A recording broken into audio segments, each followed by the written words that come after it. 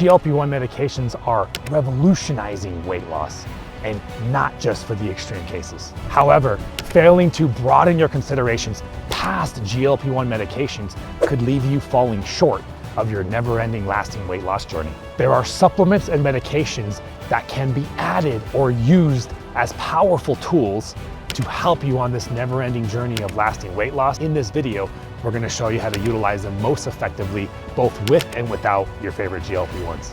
If you guys don't know who I am, my name is Dr. Jones. I own clinics we service across the nation. I work with my medical practitioners. We have this overall approach towards utilizing GLP-1 medications where we focus on utilizing lower doses, microdosing, because we focus on coaching lifestyle strategies. And that's what I specialize in.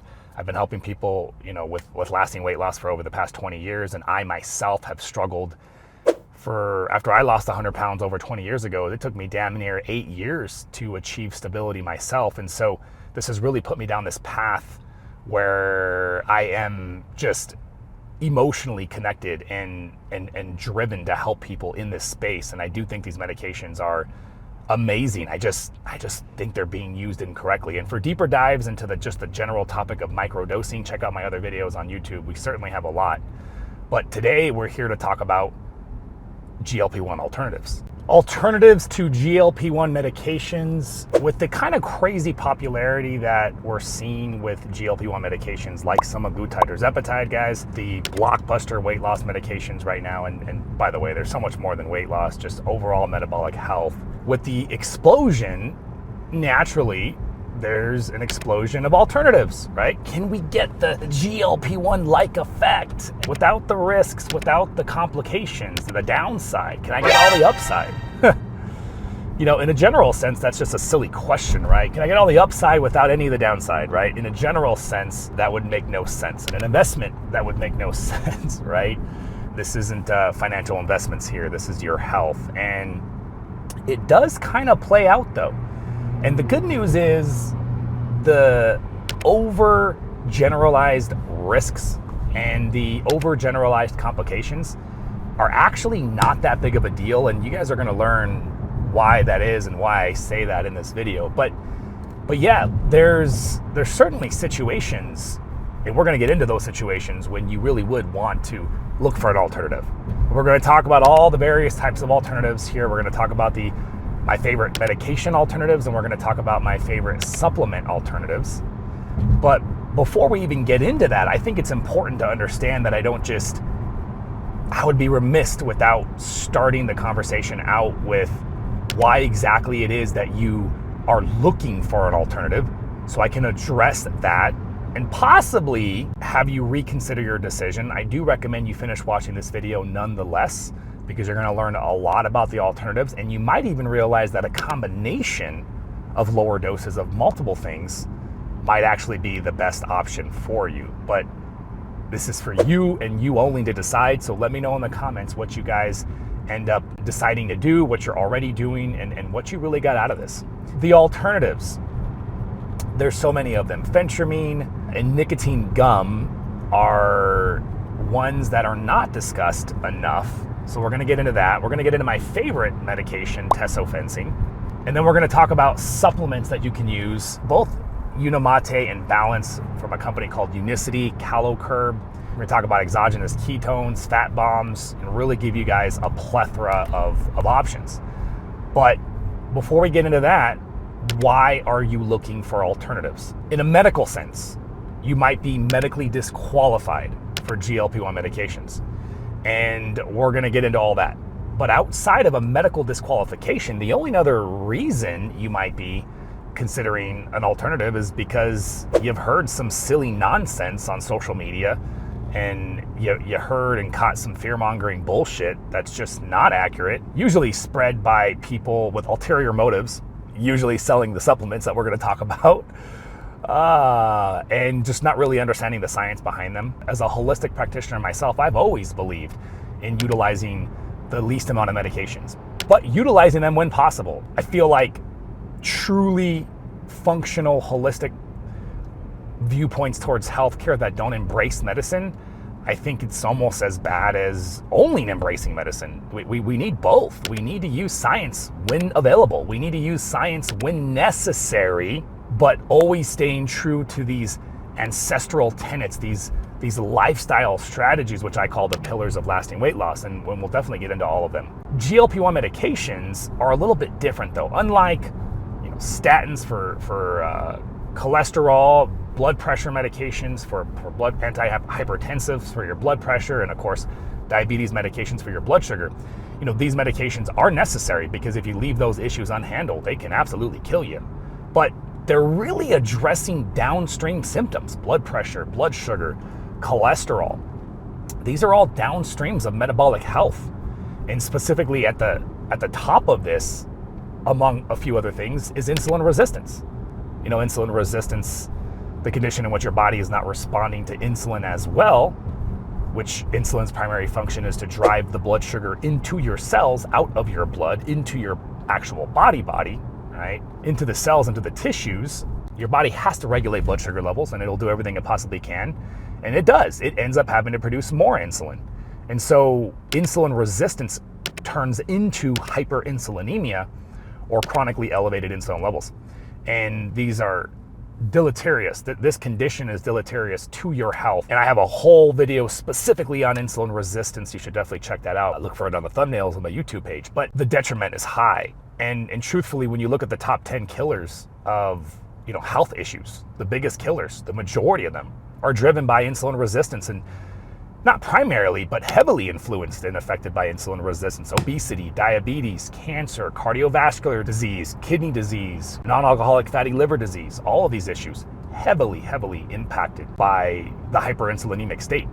And so we've never had medications that actually get to this root cause. The name, using the word medication to describe these, I have to sometimes take a step back and go, well, do we really want to call them medications, right?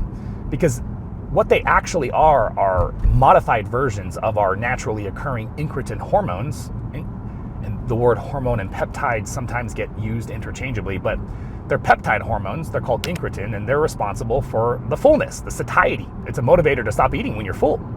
And what they've done is they've taken these peptides and they've cleaved an end of it, and they've added something to a few additional amino acids to significantly extend the half-life. Naturally occurring incretin hormones, when released, only act for a couple minutes at the most. And now we have the current powerful ones, Semaglutide and Tirzepatide, also known as Ozempic, Wegovy, Mounjaro, Zepbound, which actually last up to a week in the body.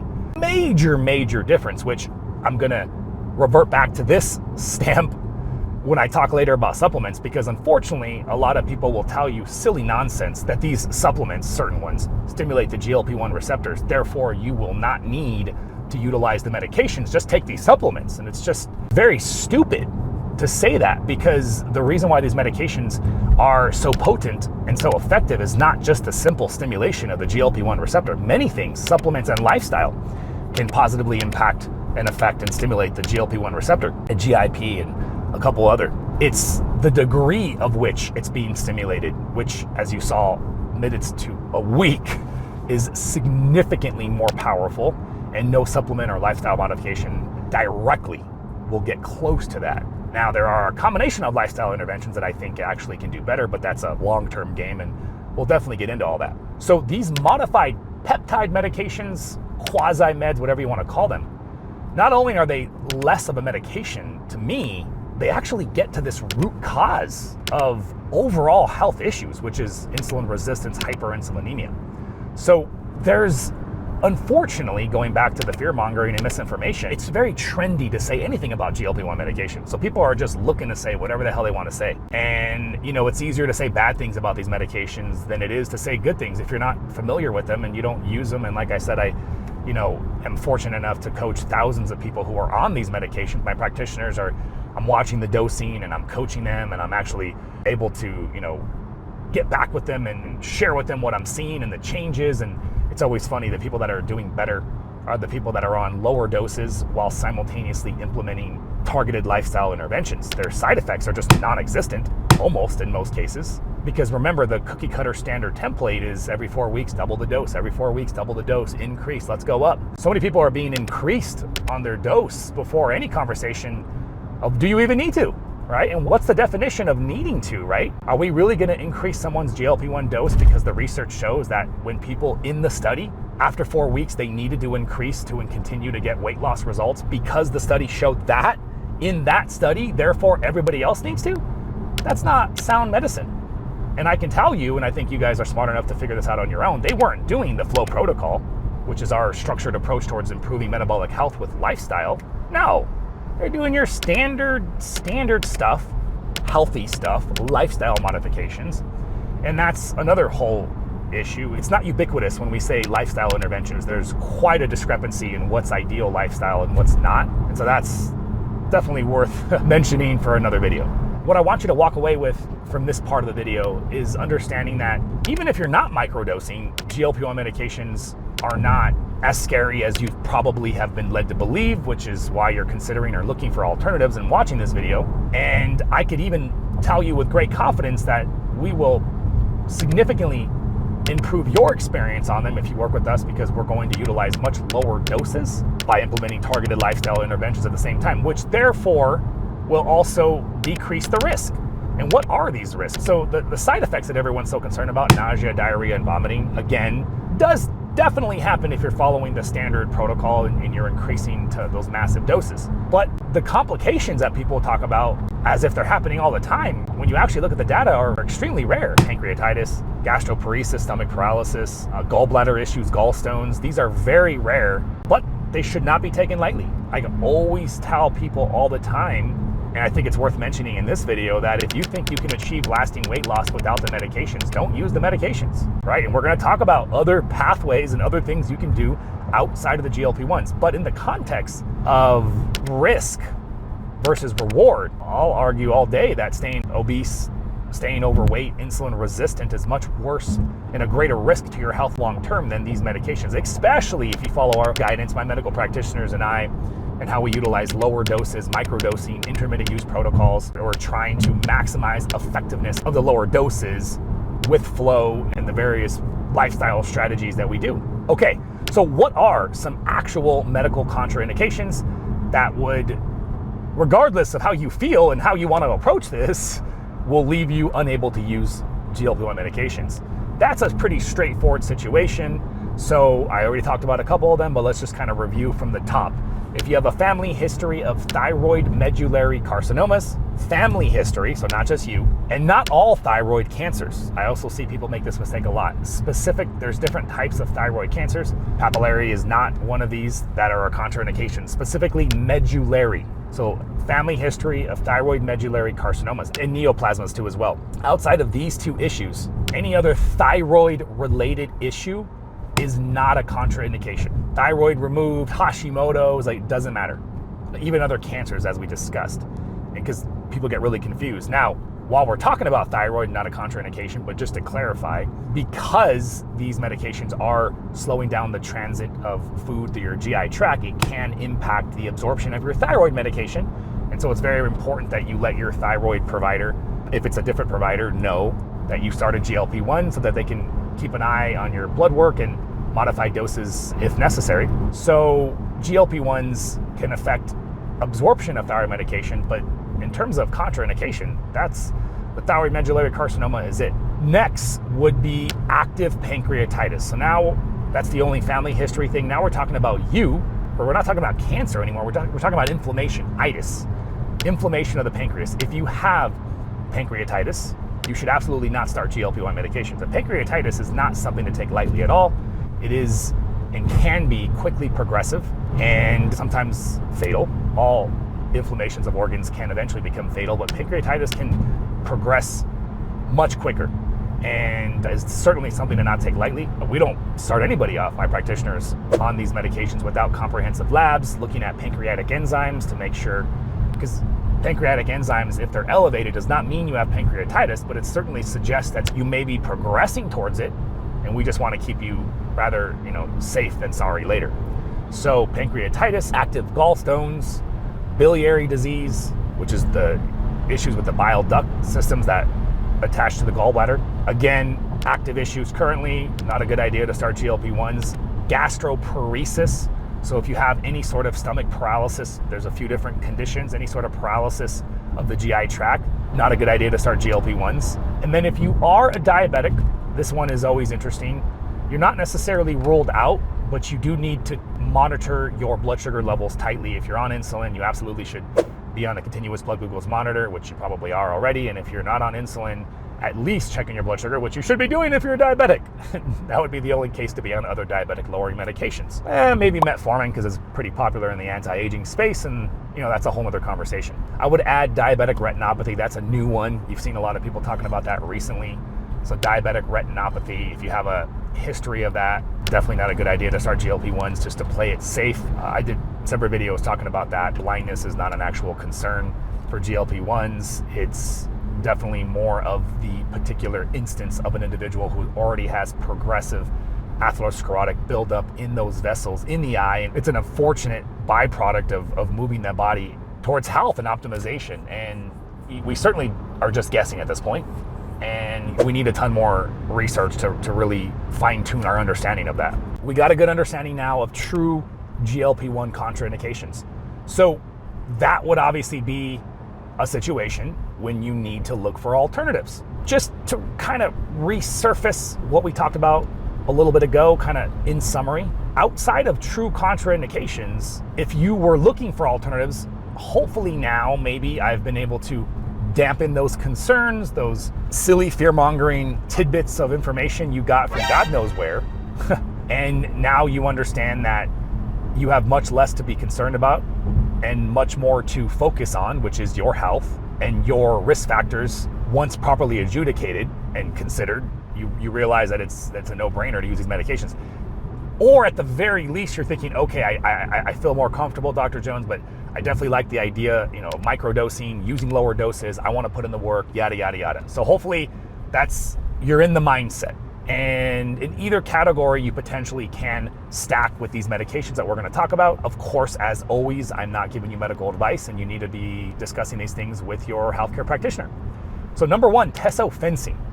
So Tesofensine is, I love Tesofensine, by the way. Me personally, a very small dose of tirzepatide and a small dose of Tesofensine. The standard dose is 500 micrograms a day of Tesofensine, by the way. If you're only using Tesofensine, 500 micrograms a day seems to do pretty good for most people. A lower dose would be 250 every day. You could do 500 3 days a week because it's got such a long half-life, about 10 days.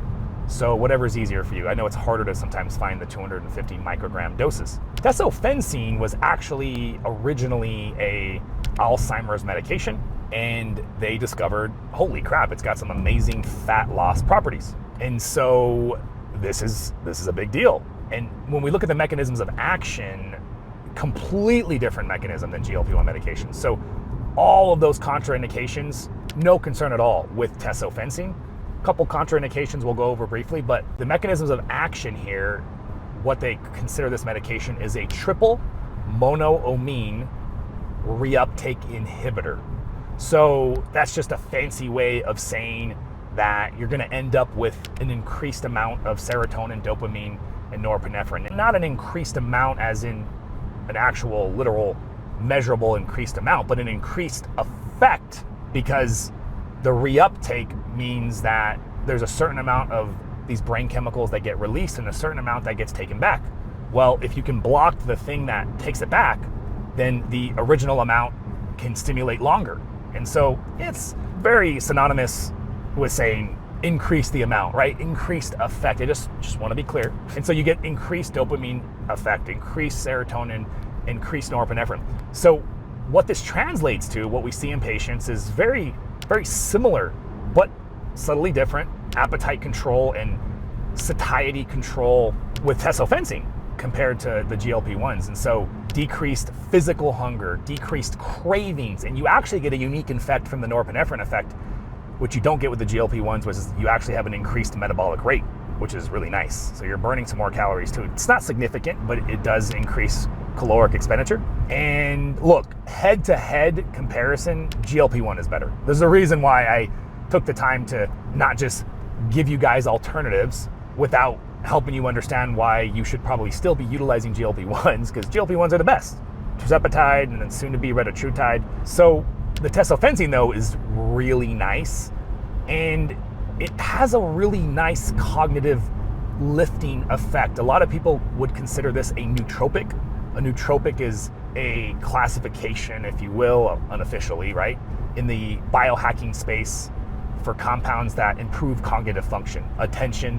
So somebody who's normal, that has no issues, but wants a heightened sense of memory and thinking and recall and clarity would take a compound called a nootropic, and there's many of them. Tesofensine is a really nice nootropic-like effect. For me personally, this is why I love utilizing it alongside a low dose of a GLP-1 if I'm in an active fat loss phase. If I'm not in a fat loss phase, I don't need any Tesofensine. And I only use GLP-1s to maintain a microdose once every 2 to 4 weeks. And that's enough to keep me at a lower level of body fat. And I'll make separate videos here in the near future.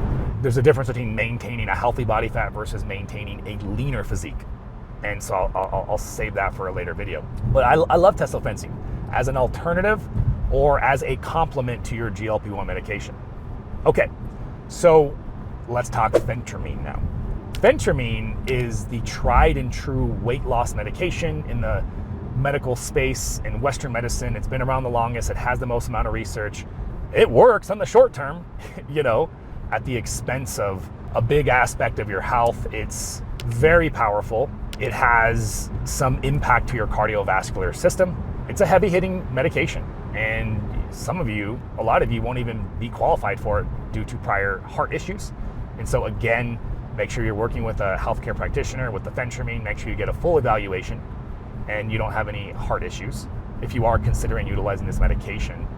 The way that and what is it doing is it's massively decreasing hunger. Unfortunately, it's got that kind of hyper-stimulant, kind of methamphetamine feeling. If you've ever done an Adderall, if you've ever done one of these very powerful, or modafinil or anything like that, it's got an impact, massive energy levels, and you're just not hungry. But it's very jittery, it's not clean. And people will get weight loss with it pretty rapidly. But unfortunately, there's also a rapid metabolic downregulation and a crash. And usually people stop losing weight, and it happens just like GLP-1 medications, but it happens much quicker and much sooner from what I've seen just watching patients on Phentermine versus GLP-1 medications, which is really fascinating to me, and I could do a whole separate video talking about that, but it has to do with the impact on insulin resistance. Caloric restriction over time leads to a metabolic downregulation effect, but I think your body does it much sooner when it's more insulin resistant. And since GLP-1s are reducing insulin resistance, it seems to be like the plateau doesn't happen as quickly, although it certainly still happens. And you guys know, if you've been following me for a while, we call this zombie mode. Zombie mode's shitty. You do not want to be in zombie mode. So what we do with Phentermine in the cases where, and the only cases we really use it if somebody does not have access to GLP-1 medications, obviously they don't qualify for it, they're on a budget, because you can get it pretty much approved if you're obese by your insurance companies, no problem. Access is not an issue. We have this pretty cool protocol where we recommend long format fasting, and that is the base of the FLOA protocol, FLOA, fasting like our ancestors. What I've done is I created structure where structure was missing in the world of prolonged fasting. And so massive improvements in insulin resistance, inflammation, becoming fat adapted by getting our patients into the rhythm of being able to fast for, say, 48 hours every single week during their weight loss journey, not for life, and using the Phentermine on just those fasting days. So 2 to 3 days maximum, and then taking a 4-day to 5-day break. This is a much better way to approach these medications. Number one, you don't get that adaptation that happens with using it every day. It seems to be like some sort of medication-induced down-regulatory effect on the receptor sites for Phentermine. And this happens with anything that's elevated in the body for long periods of time. Hormone resistance, insulin resistance, it is a thing that happens. And so it seems to be an observable effect that I would describe as a resistance to Phentermine, but there's also that starvation mode that happens because you're just not hungry and you're just not eating. Almost doesn't happen at all when you're utilizing it 2 to 3 days max, and you get a full 4 to 5 day rest period. And this is perfect Because in the FLOA protocol, we want you to succeed in that long fast, but we want you to be able to eat enough calories and enough protein on the other 5 days.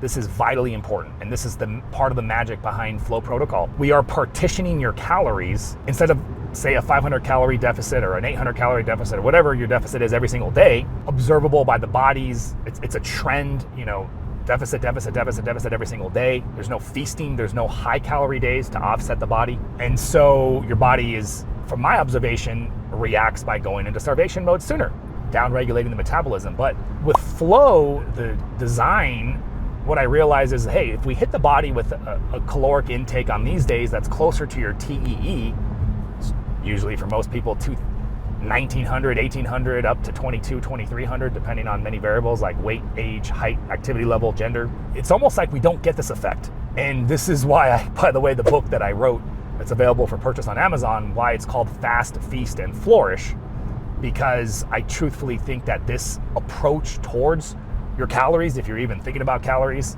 is more aligned with just ancestral tenets, what our ancestors had to do for millions of years in order to survive. And when you look at the structure of the body and the design of the body, it's built to be able to do this. And so I argue the stress response, just like weightlifting is a stressor where we tear down, we create micro traumas and tear down the muscle fibers and get the desired impact of muscular growth, hypertrophy. I'd argue the same thing with long fasting, is we're challenging those metabolic pathways and creating a response from the body to cope and to be able to survive that by becoming metabolically flexible being the biggest one. And by the way, everything we're talking about centers around the FLOA protocol, whether it's GLP-1s, whether it's Tesofensine, whether it's Phentermine, whether it's the supplements that we're going to talk about. All of my approaches, everything that we're doing here with our patients, my medical practitioners and I, is just figuring out a way to optimize their ability to get into the FLOA protocol, right? Make it easier and sustainable, because everything we think about, and this just comes naturally to me because I have to live it. Remember, I have a propensity, I struggle just to maintain my weight loss, and it wasn't until I discovered long format fasting, and it was a ton of trial and error, but what I was doing with the long fasting was addressing my insulin resistance. And so it's been long form fasting that's kept me at a healthy weight. And then recently it's been the FLOA protocol with microdosing GLP-1s, which now allows me to maintain a leaner physique without having to do crazy amounts of cardio, or really cardio at all. The only time I do cardio is when I play volleyball, and unfortunately, I'm not playing as much as I'd love to play right now because I'm just busy with everything that's on the plate right now. So just want to make that clear. We are utilizing these medications, these supplements, to help you get into the FLOA protocol. Very, very important that we understand this. Okay, so nicotine gum. I will be doing a completely separate video on nicotine gum. I think nicotine gum is awesome, and I think it's not discussed enough. And the only contraindication for nicotine gum would be if you're a prior smoker, it's probably advised to stay away from this. But if you're not, you certainly don't want to utilize nicotine on an everyday basis because it is very habit forming. It is very addictive. So kind of a very similar approach towards the Phentermine actually is utilizing it on days that you want to implement the FLOA fast as an appetite suppressant.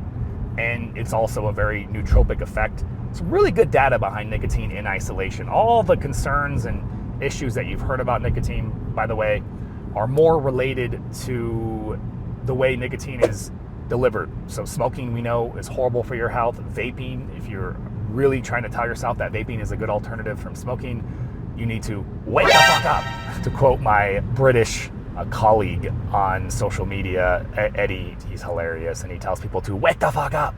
And you really need to wake the fuck up if you think vaping is safe.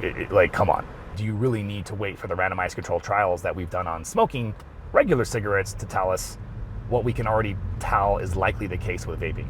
So when utilizing nicotine gum, just be careful. This stuff is very, very potent. You can get nicotine gum literally over the counter, 2 or 4 milligram pieces.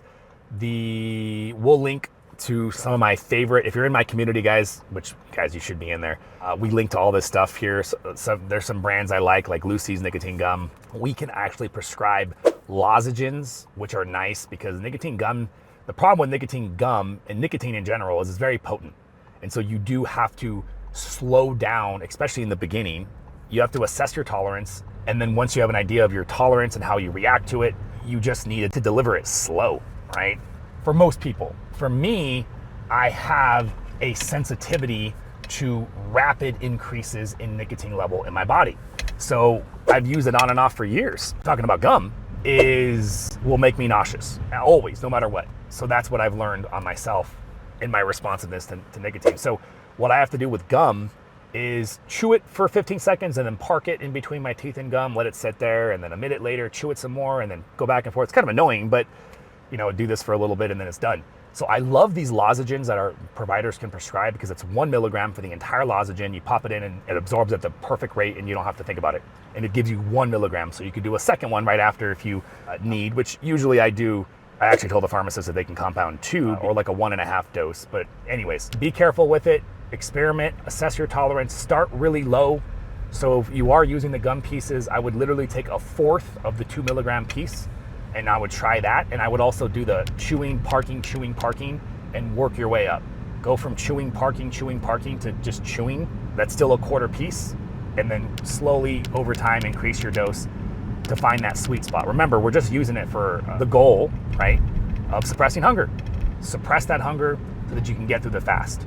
Again, that's the goal with the Phentermine, with the Tesofensine, with the nicotine gum in this case, and of course the GLP-1 medications, which do so much more. All right, so the supplements now. Before we get into my favorite supplements to help you accomplish this, I want you guys to watch this short clip. I watched it before the drive, but this was an interview with Dr. Huberman, and I'm blanking on his name, but he's actually a scientist that studies hunger specifically, and so very, very familiar with the GLP-1 pathways. And I don't want to do disservice, and so I'll let you guys watch this clip. But also, I've observed you being vocal on social media when people have said, hey, this thing increases GLP-1, you quite appropriately, I think, said, wait, Ozempic and drugs like that increase GLP-1 1,000-fold. Mm-hmm. When you talk about a food or drink or maybe a supplement increasing GLP-1, it's very unlikely that it increases GLP-1 to that level, meaning unless you're getting into the 100-fold or 1,000-fold increases, probably not right to talk about GLP-1 being the source of any appetite suppressive effect. Yeah, that's all correct. So, I think it's important sometimes to distinguish between pharmacologic and physiologic effects. So physiologic is what the hormone naturally does in your body and what can be modulated by natural things like eating a different food. And you might get a 2-fold change in your GLP-1 by eating a different food, one food versus the otother. But as we know from those DPP-4 inhibitors, it's not going to really change your appetite because the drugs increase it 3-fold. These GLP-1 agonists are really a pharmacologic effect that only happens with drugs. So you get 1,000 to 10,000-fold higher concentrations of these drugs in your blood than the natural hormone. And so it's just, there's no diet that's ever going to give you that. Now you guys get an understanding here of what I was referring to when I say, first of all, people that tell you the supplements are an alternative, that you're hurting yourself, that you're wasting your money.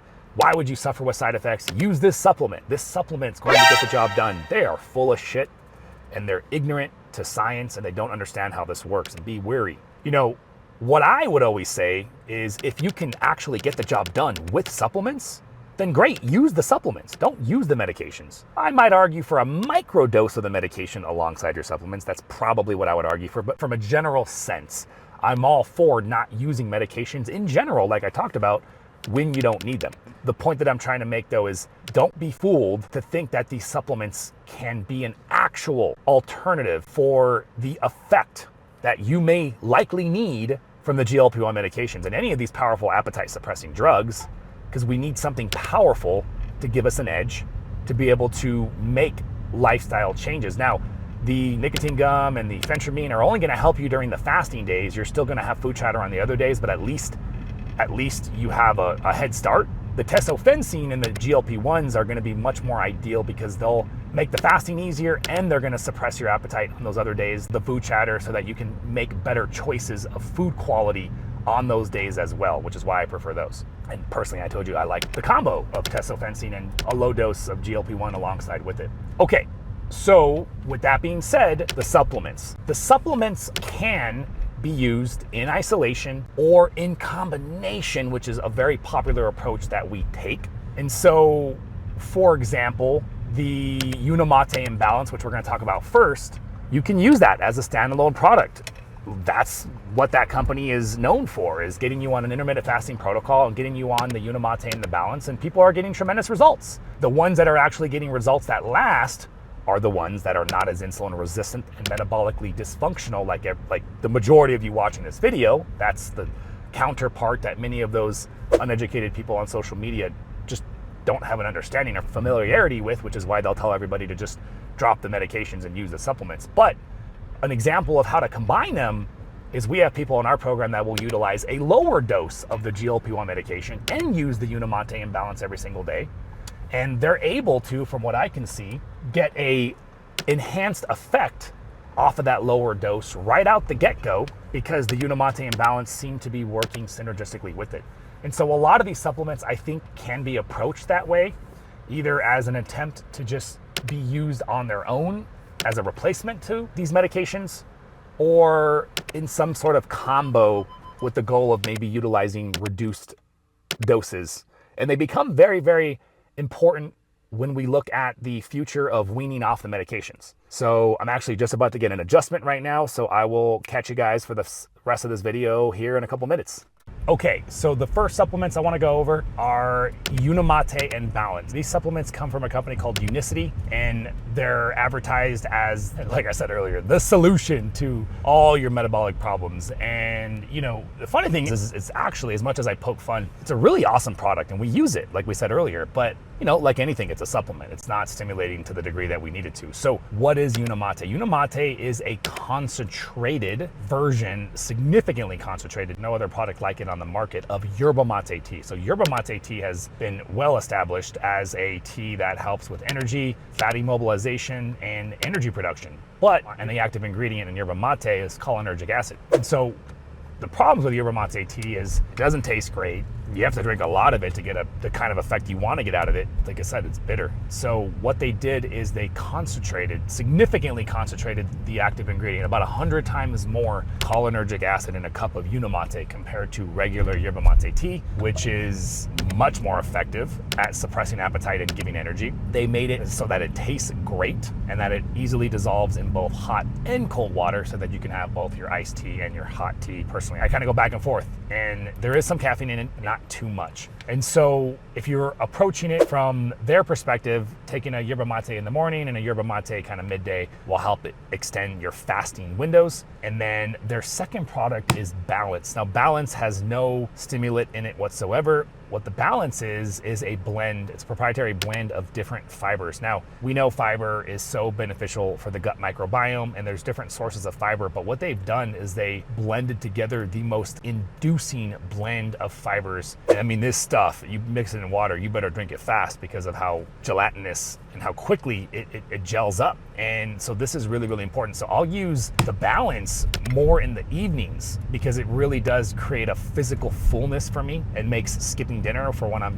going into my deeper, long fasts. It just makes it so much easier to do that. So the combination of both can be used as a standalone product, 2 Unimates earlier and then one or two Balances in the evening. But you could also use it in conjunction with the GLP-1 medications to effectively figure out some sort of balance between the products. And there's no right way or wrong way to do it. Whatever amount of Unimates or Balances that you need, probably no more than 2 Unimates per day, probably no more than 2 Balances per day, alongside whatever lower dose of GLP-1 medication that you're currently on, and enjoy the benefits. So yerba mate, Unimate will also stimulate the GLP-1 receptor. This is part of that partial appetite suppression that you get. The next product I want to talk about is called Calo Curb. So Calo Curb is actually it's made out of New Zealand. It's definitely growing in popularity out there. There's some pretty good clinical data on it. It's a bitter extract from a particular plant that's grown out there that also stimulates the GLP-1 receptors, which is nice, and provides satiety, provides fullness. And so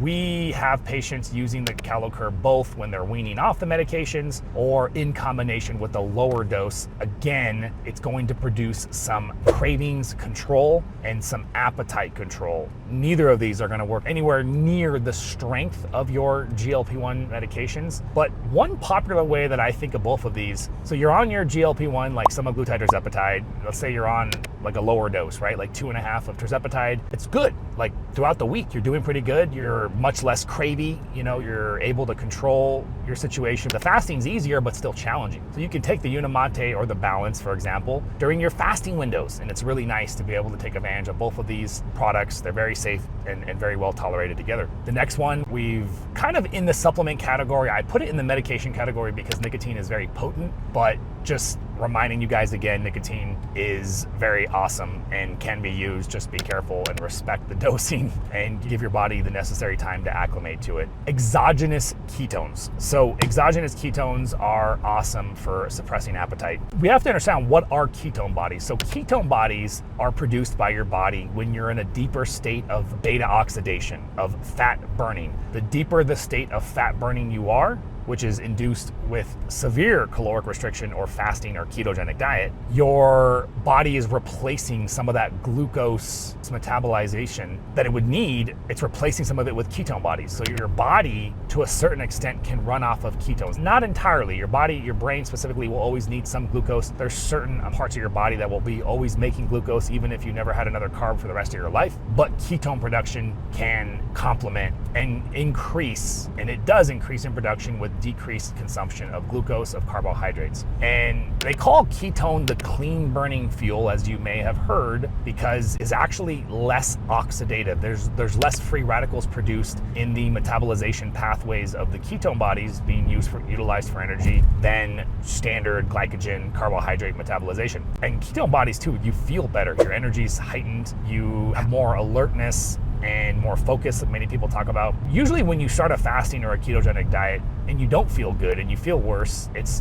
part of that adaptation process where your body really hasn't gotten efficient enough yet. It hasn't become fat adapted enough or metabolically flexible enough to start producing the necessary ketone bodies that it would need to otherwise feel awesome. And look, you want endogenous ketone production. That's ultimately what you want. And I get really frustrated when I see people or companies advertising these ketone products. You know, you drink the ketone and you're in ketosis. It's like, whoa. Okay, well, what's the definition of ketosis, right? To get all these amazing benefits that people associate with ketosis, is it simply by being able to measure ketones in your blood? Or is it by measuring ketones in your blood that came from endogenous production? And I'd argue tooth and nail that utilizing ketones externally and testing them in your blood is not going to be the same scenario for not taking ketones externally and testing your ketones and they are at the same level. Very, very different scenario, because the person that's producing the ketone bodies within endogenously is going to have much better support, is going to have much better health improvement because they got their body to produce that level of ketone bodies rather than just taking them externally.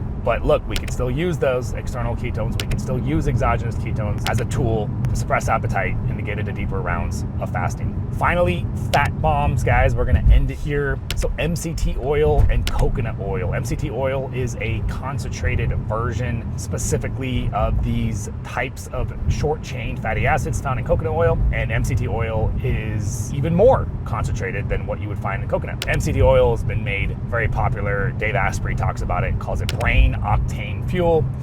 I wouldn't know if I'd call it like brain octane fuel, but it definitely can give you an increase in energy. These types of short chain fatty acids are utilized very quickly within the body, very unlikely to be stored as body fat. Of course, calories are calories, and you got to consider that too as well. But the utilization of these short chain fatty acids are a little bit different. And what is awesome about them is they can suppress appetite. So fat bombs really could be any source of fat. And the way you want to approach it is you want to use the least amount of fat. So it's not, some people would just say, well, it's a ketogenic diet. And nah, not necessarily, because a ketogenic diet is, you're not fasting. You're getting your normal amount of calorie requirements from eating fat. In this case, you're still trying to go low fat. So I found 200 to 300 calories, say 2 tablespoons of MCT oil, for example, or coconut oil, in a really tough point of your fast can actually give you some really good appetite suppression, improve energy, and allow you to extend your fast for significantly longer.